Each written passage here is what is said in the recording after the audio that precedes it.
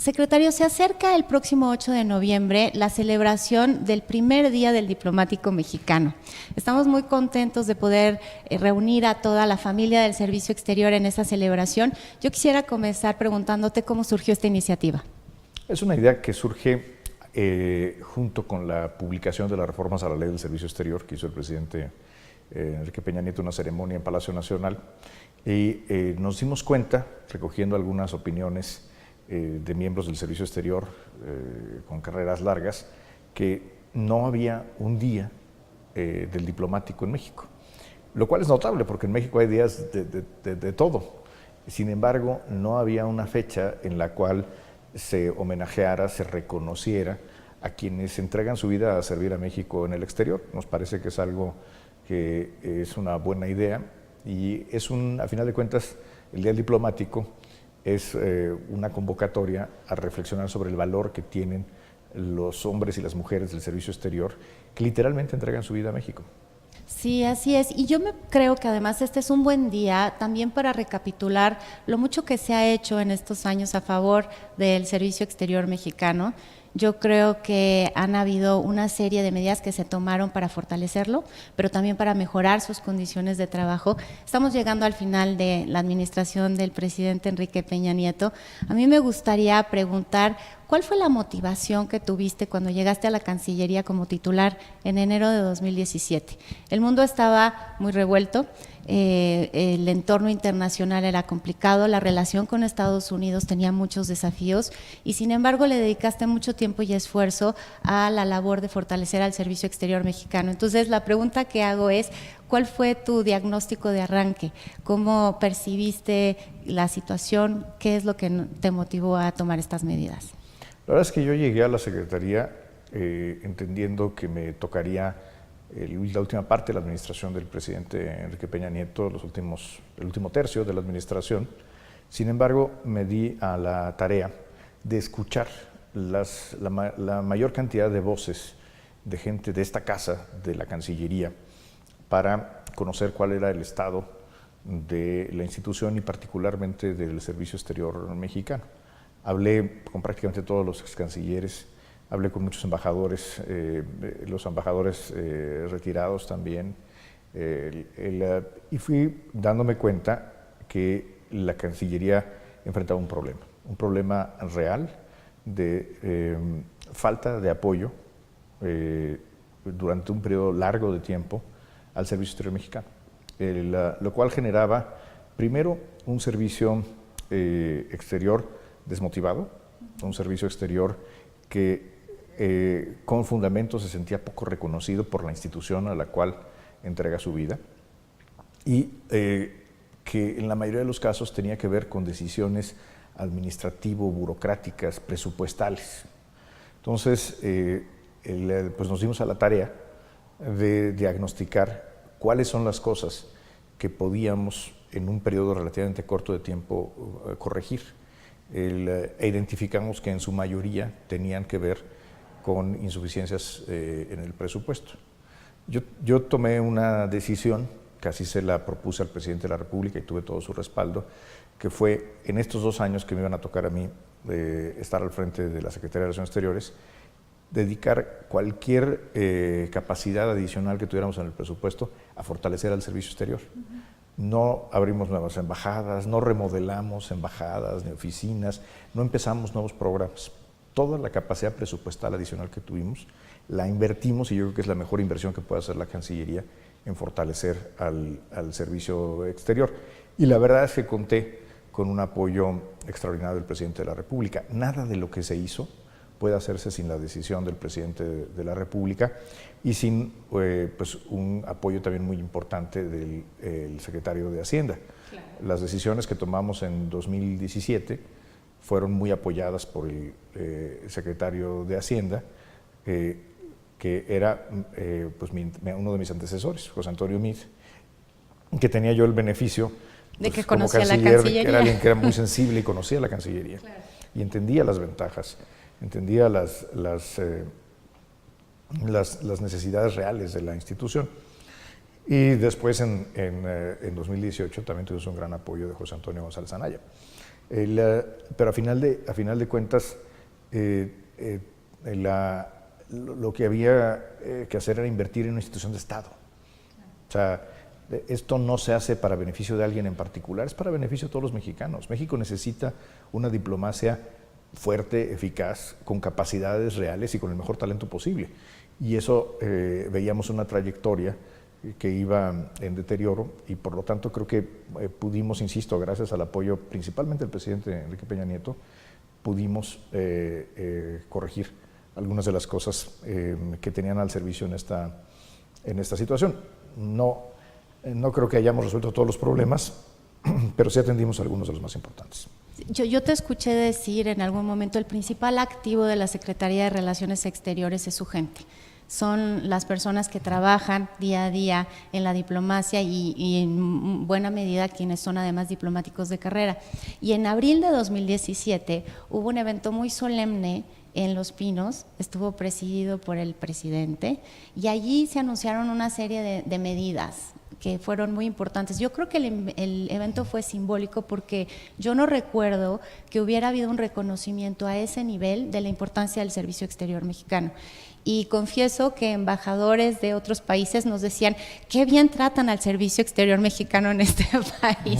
Estaban muy bien impresionados. ¿Cuáles fueron las medidas que arrancaron a partir de esa ceremonia? Fue un acto de justicia ese evento. La verdad es que el hecho de que el Estado reconozca a un servicio profesional de excelencia como es el servicio exterior, pues es algo que debería ser lo normal. Y sin embargo, en este caso resultó ser un evento efectivamente excepcional. Ojalá se convierta en una práctica y parte de la idea de que hay un día del diplomático también es que esto, pues por lo menos una vez al año recordemos que hay un servicio exterior que todos los días trabaja para México. Creo que lo más importante que se hizo en el año 2017 fue el concurso de ascensos. Fue un concurso de ascensos de un tamaño sin precedentes. Lo que yo platicando con mucha gente aquí en la Secretaría detectaba era una gran frustración de gente que por más años que dedicaba y trabajaba simplemente no había posibilidad de ascender. Y que el fondo del asunto era que no había suficientes plazas. Así es. Hubo en esta administración concursos en los cuales, si pensamos en el nivel de ministros, hubo 5 plazas concursadas, al año siguiente hubo 10 plazas. Pues aquí hicimos un concurso de proporciones mayúsculas comparados con aquellos de 50 plazas de ministros y más de 350 para todo el servicio exterior. El objetivo era reconocer que había un rezago. No necesariamente los concursos hacia adelante serán de ese tamaño, pero aquí estábamos atendiendo una obligación, un pendiente real, moral con el servicio exterior.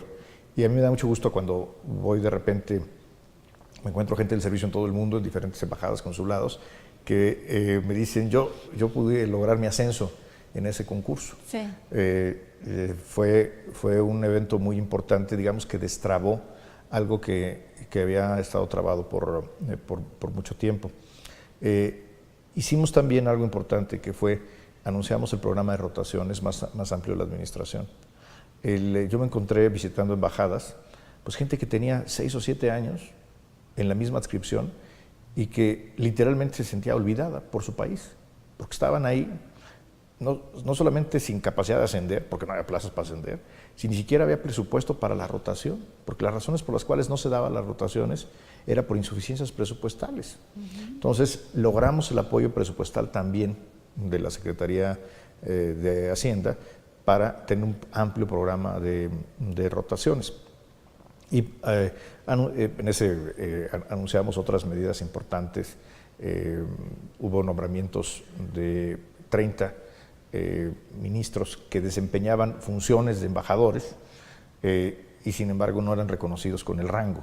Entonces el presidente ese día hizo 30 nombramientos de embajadores, lo cual también pues, es una motivación y sobre todo es un reconocimiento de lo que se está haciendo, porque alguien que es ministro y es titular de una representación en el exterior y que trabaja todos los días como embajador, ¿por qué no se le va a reconocer? Debería tener el rango. ¿Por qué no se le va a reconocer el rango si es una gente además de carrera que lleva muchos años haciéndolo, trabajando por México?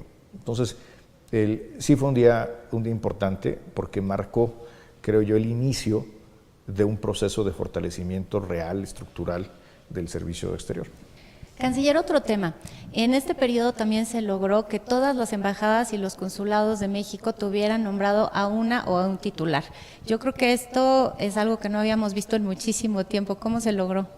A final de cuentas fue un acuerdo político con el Senado de la República y fue ponernos a hacer la chamba. O sea, sí me llamó mucho la atención cuando llegué a la Secretaría que había un número relevante de representaciones de México en el exterior, embajadas, consulados generales, incluso consulados de carrera, que no tenían titular y habían pasado varios meses.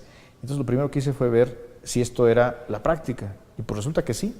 Si uno se va 10, 15 años atrás, típicamente hay nombramientos que tardan mucho, embajadas que incluso estaban algunas más de un año sin titular, lo cual creo yo que no está bien, no es una buena práctica, porque le estás mandando un mensaje a ese país que no es lo suficientemente importante como para que te apures. Entonces, pues decidimos apurarnos. Pero necesitábamos el apoyo del Senado de la República para hacerlo, porque la primera parte es que el presidente de la República tome una decisión de quién será el titular o la titular. Segundo, hay que solicitar beneplácito en el caso de las embajadas. Y tercero, la ratificación por parte del Senado de la República. Y aquí, platicando con el equipo, a Carlos de Casa se le ocurrió por qué no vamos a ver al Senado y le proponemos que pudiéramos hacer de manera simultánea el proceso del beneplácito y el proceso de la ratificación del Senado. Hay muchos países que lo hacen así, no necesariamente se hace en secuencia. Yo me reuní a la semana de ser nombrado secretario de Relaciones Exteriores, me reuní con la Junta de Coordinación Política del Senado. De hecho, les pedí comparecer, creo que soy el único secretario que ha pedido una comparecencia. Comparecí muy pronto en mi gestión en el Senado y este fue uno de los temas que platicamos. Al final de cuentas, el acuerdo que se tomó creo que fue un acuerdo muy sensato, que es en aquellos casos en que los nombramientos del presidente de la República sean de miembros del Servicio Exterior, el Senado estaba de acuerdo en que iniciara el proceso de ratificación legislativa al mismo tiempo que se pedía el beneplácito. Eso y ponernos a hacer la tarea de asegurarnos que mandáramos paquetes completos de nombramientos, porque luego también lo que pasa es que decides nombrar una vacante con alguien que estaba ya en otro lado. Entonces, pues creas otra vacante en el momento que haces el nombramiento. Entonces, pues creo que también es una responsabilidad de la Secretaría, particularmente del Canciller, pues asegurar que los nombramientos que se pongan a consideración del señor presidente pues sean completos. Y lo logramos por primera vez en marzo de 2017. Pudimos, por primera vez que se tiene el registro, tener todas las representaciones de México en el exterior, embajadas, consulados, por supuesto las misiones ante organismos internacionales, tenerlas nombradas. Y pues los nombramientos de consulados de carrera, pues con más razón, esos no requieren ni beneplácito ni tránsito legislativo, pues menos excusas había para no tenerlos nombrados. Y creo que sí hace una diferencia. O sea, habiendo estado yo en la Cancillería, teniendo completo al cuerpo de embajadores y cónsules, eso nos da no solamente seriedad y nos da credibilidad, sino nos da eficacia.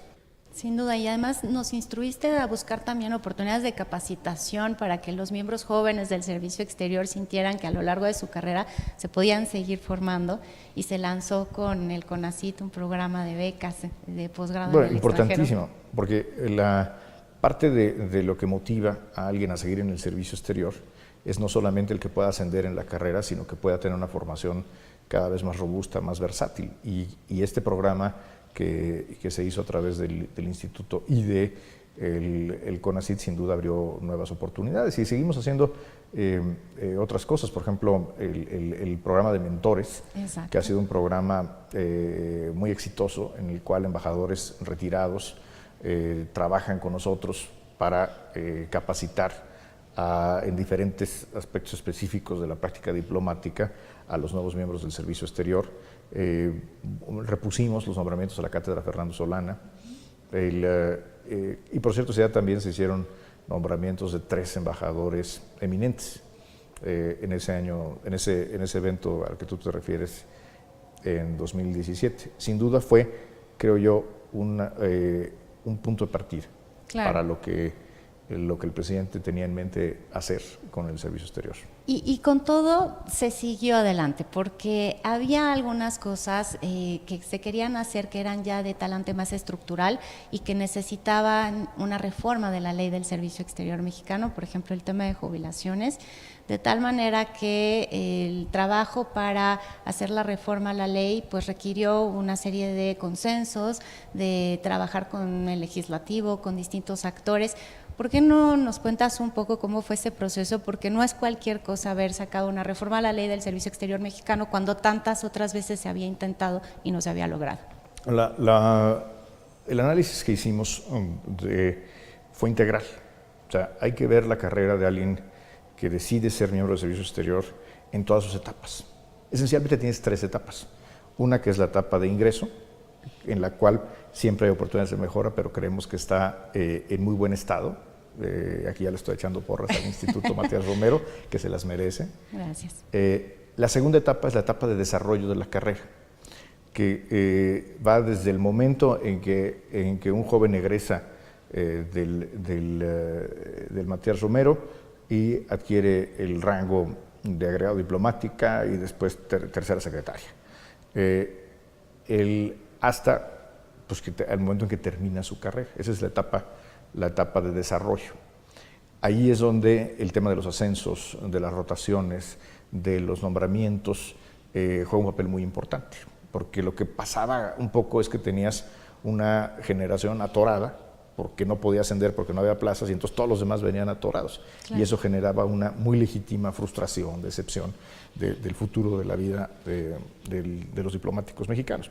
Pero hay una tercera etapa, que no se nos puede olvidar, que es la etapa que pasa después de que termina la carrera, la etapa del retiro. Y ahí es donde tendríamos el pendiente más grave, porque las condiciones de retiro de no solamente embajadoras y embajadores, sino de todos aquellos del servicio que terminan su carrera en el activo, la verdad es que son condiciones precarias. Uh-huh. Y lo que se necesitaba era modificar el marco jurídico. Cuando yo preguntaba, ¿y por qué no podemos tener mejores pensiones, mejor retiro para los miembros del servicio exterior? Siempre la respuesta que tenía, no, es que eso no se puede, porque la ley no lo prevé. Pues desde que llegué a la Cancillería decía, pues vamos a cambiar la ley. Sí. O sea, pues porque no, si esto es algo que hace sentido a México, esto es algo bueno para el país, tener no solamente un servicio motivado, que tenga una ruta de vida, que atraiga a los mejores talentos, sino también es un acto de justicia para quien entregó su vida sirviendo a México. Entonces, pues nos pusimos desde muy al principio el objetivo de modificar la ley. Primero atendimos las cosas que podíamos atender por la vía administrativa, esencialmente presupuestal, pero después había que cambiar la ley. Yo traía la experiencia del Pacto por México. A mí me tocó desde el principio de la administración y me acuerdo cuando me decían, no, es que nunca se va a poder, no se puede. Nunca se va a poder cambiar la Constitución para permitir la reforma energética, o no, lo de telecomunicaciones es imposible. Entonces, pues yo sabía que cuando tenía una experiencia propia, en la que sabía que cuando hay voluntad y se están haciendo cosas que son buenas para el país, haciendo política en el mejor sentido de la palabra, sí se puede llegar a los acuerdos suficientes. Y aquí, pues, la verdad que fue un acuerdo inesperadamente exitoso. O sea, yo siempre tuve la convicción de que íbamos a lograr los cambios a la ley, pero nunca me imaginé que iban a aprobarse por unanimidad, sin una abstención, sin un voto en contra, en las 2 cámaras y además en un periodo relativamente corto de tiempo. ¿Cómo se logra esto? Sí, hablando con todos, haciendo un trabajo político, de convencimiento con actores de todas las fuerzas políticas. Eso fue muy importante.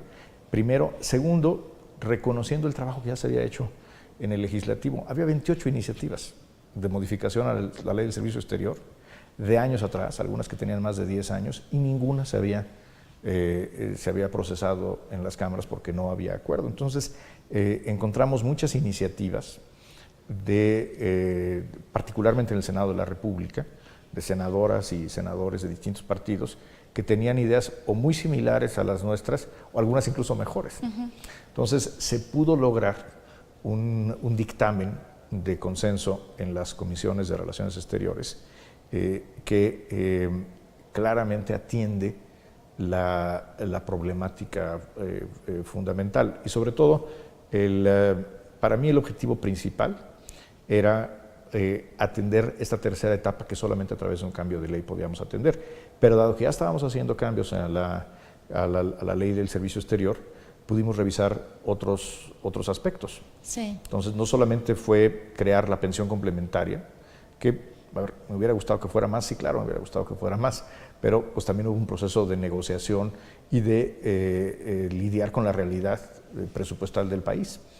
Pero logramos extender la edad de retiro de 65 a 70 años.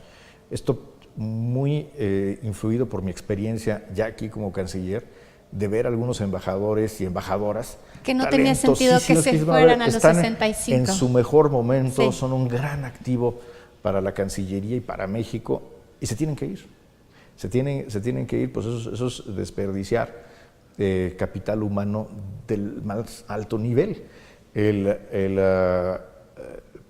A final de cuentas, esa disposición de los 65 años pues venía de otra época, cuando la esperanza de vida era distinta.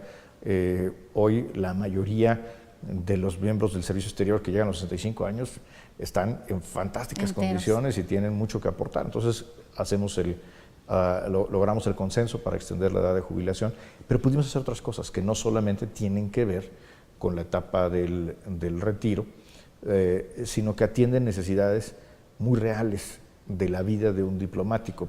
Por ejemplo, el apoyo para quienes tienen dependientes económicos con discapacidad.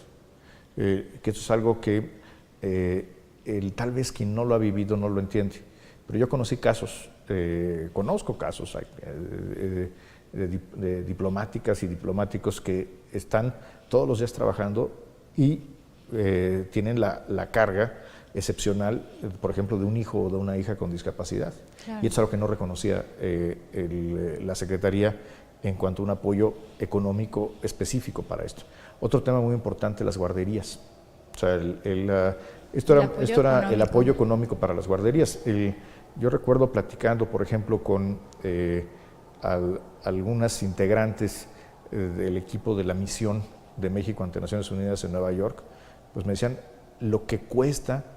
Y estamos hablando aquí no de nivel embajador o de nivel ministro, estamos hablando aquí de quien es segunda secretaria, primera secretaria, pues que por la etapa en la vida es muy normal que tengan hijos pequeños y encontrar dónde puedan estar sus hijos durante el día, mientras están trabajando por su país. Y pues muchas veces esto implicaba dejarlos en lugares muy lejanos, donde los costos eran menores, presionar enormemente la economía familiar. Y esto no solamente ocurre ahí en Manhattan, ocurre en todo el mundo. Entonces, de ahí viene la idea de que pudiéramos tener esta prestación, que a final de cuentas es un acto de justicia, que permite particularmente a muchas mujeres jóvenes diplomáticas seguir su carrera con toda eficacia y a plenitud. Y así podemos nombrar otras modificaciones en la ley.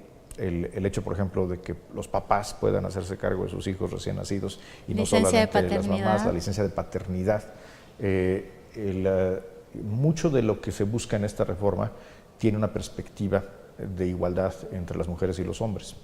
Por ejemplo, en el caso del ingreso al servicio exterior a través del Instituto Matías Romero, pues ahora se tiene la obligación de buscar la paridad. Yo, por cierto, en esta generación que está ya hoy tomando los cursos en el instituto, pues hay prácticamente una paridad entre hombres y mujeres.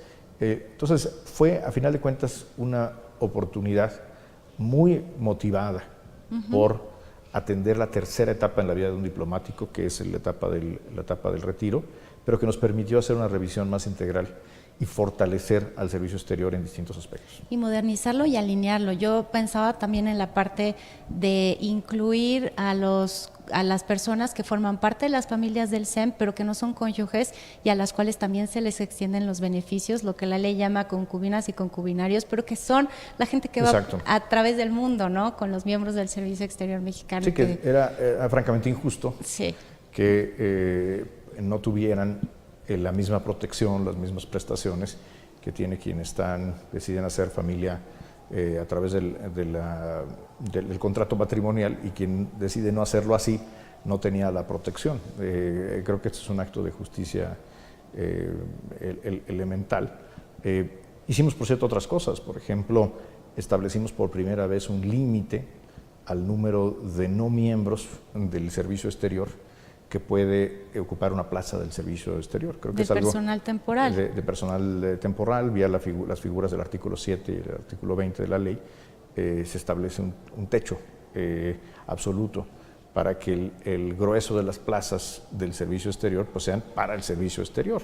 Eso creo que es un acto no solamente de justicia, sino de sentido común. Yo quería preguntarte, secretario, sobre la nueva generación que en este momento está en el Instituto Matías Romero. Ya mencionabas que, en efecto, de manera además natural, se alcanzó una paridad de género en las dos ramas. Tenemos 39 becarios de la rama diplomático-consular y 31 de la técnico-administrativa, y esperamos que todos sean exitosos y puedan ser nombrados agregadas y agregados diplomáticos.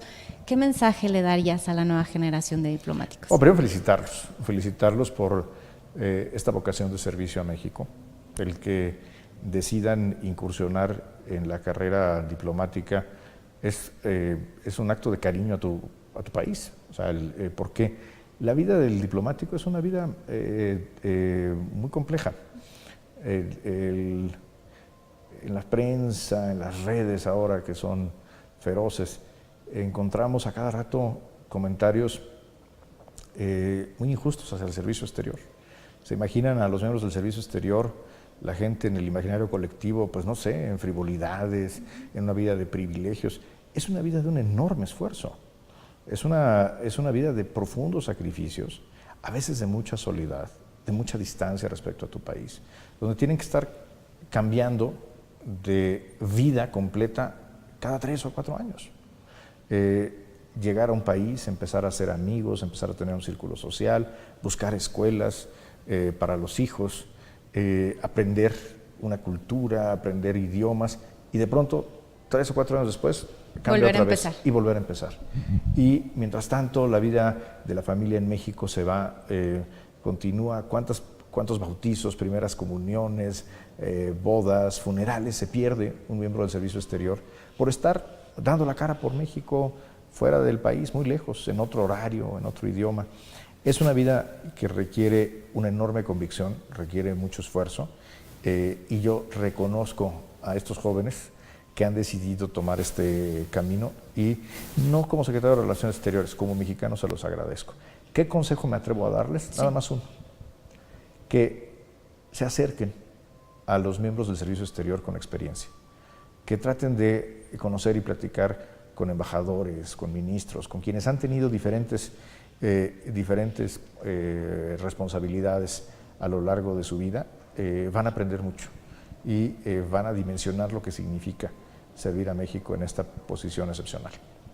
Canciller, estamos en un final de ciclo, y yo creo que ahora que es el Día del Diplomático Mexicano, sería interesante escuchar tu reflexión después de 2 años sobre ¿qué te parece el servicio exterior mexicano? ¿Por qué es importante tener un servicio civil de carrera en la Secretaría de Relaciones Exteriores? Yo creo que cuando yo llegué tenía una percepción sobre el servicio exterior, era una intuición de que había algo aquí muy importante, muy valioso. Hoy, al terminar, a unos cuantos días de terminar mi gestión en la Secretaría, lo puedo confirmar de manera fundamentada, específica y por experiencia, que realmente aquí hay una institución fundamental para México. Aquí hay un cuerpo de Estado, de un grupo de mexicanas y mexicanos que viven a México con gran emoción, que entregan literalmente su vida a servir a su país, y lo hacen con gran profesionalismo, con enormes sacrificios, con mucha disciplina. Yo dije cuando llegué a la Secretaría que quería aprender del servicio exterior. Bueno, me fue como en feria. A la fecha me siguen diciendo que sí aprendí, que sí soy el canciller aprendiz, no importa, lo que dije, lo dije de corazón y lo dije con honestidad.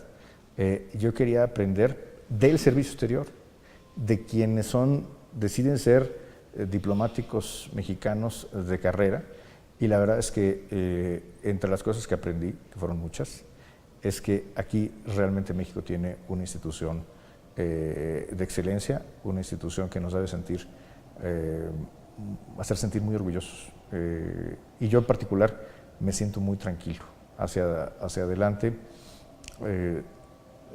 Viene una época de cambios para México, viene una época, así es la democracia, hay un nuevo presidente electo, vendrá un nuevo gobierno, vendrá un nuevo canciller, quien por cierto no tengo duda que es un hombre talentoso, muy inteligente y que habrá de fortalecer también a la Secretaría. Es la impresión fundada que tengo después de tener diversas pláticas con él, pero sobre todo me quedo muy tranquilo porque sé que México va a seguir muy bien representado en el mundo, porque tenemos un servicio exterior mexicano de excelencia, convencido de que dar la cara por México todos los días es lo mejor que se puede hacer en la vida.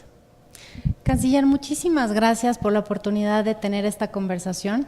Yo creo que para el Instituto Matías Romero ha sido un honor que nos concedas esta entrevista, pero además quiero agradecer que tú hayas visto en la Academia Diplomática también un lugar, digamos, estratégico para la Cancillería. Gracias por el apoyo y además ha sido un placer estar en este equipo de trabajo. Gracias a ti, Natalia. Ha sido un privilegio colaborar contigo, con todo el instituto, y que siga el buen trabajo, porque el Instituto Matías Romero es el primer eslabón de esta gran institución de Estado, que es el Servicio Exterior Mexicano. Muchas gracias. Buen día. Gracias, Natalia.